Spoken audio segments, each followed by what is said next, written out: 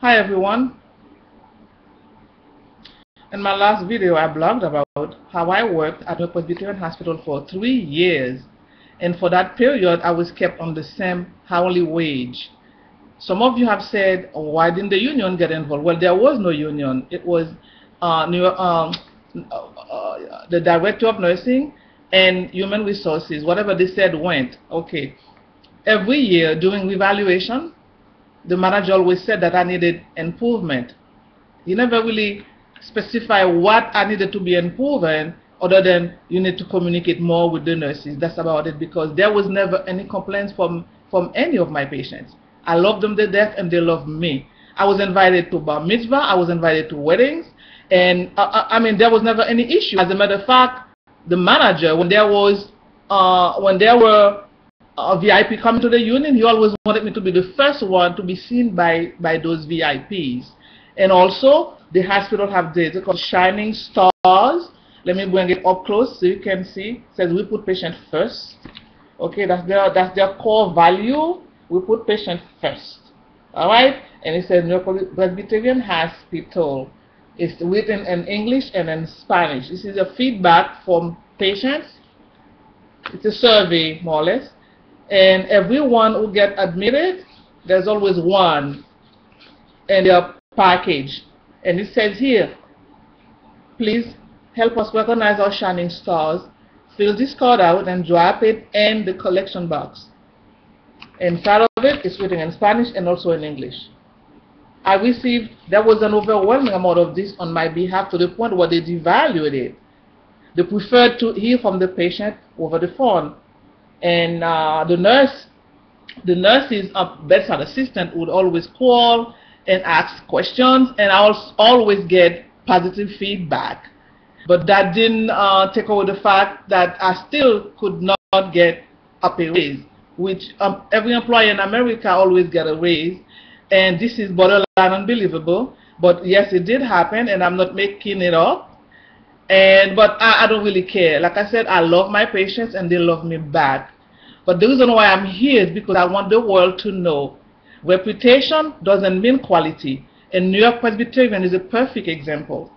Okay, I found out at a later time by the second manager who came on board on April 2010, and in 2011, was 2 months before I was terminated. Someone said to me, Jeanette, did you ever look at your pay stubs?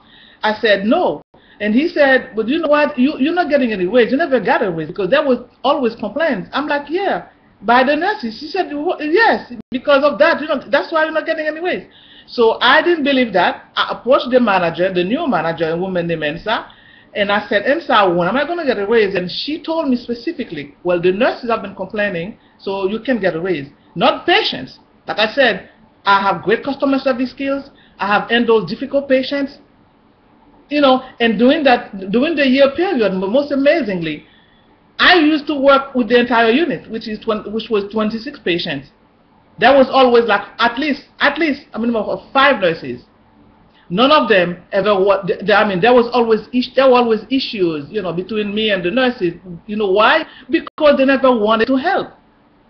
That was always my main concern. They never wanted to help. They each had 5 patients. Okay, I had the entire 26. They expected me to do the turn and reposition by myself. Those patients needed someone else. They needed two pair of hands. There was never any equipment for me to help me.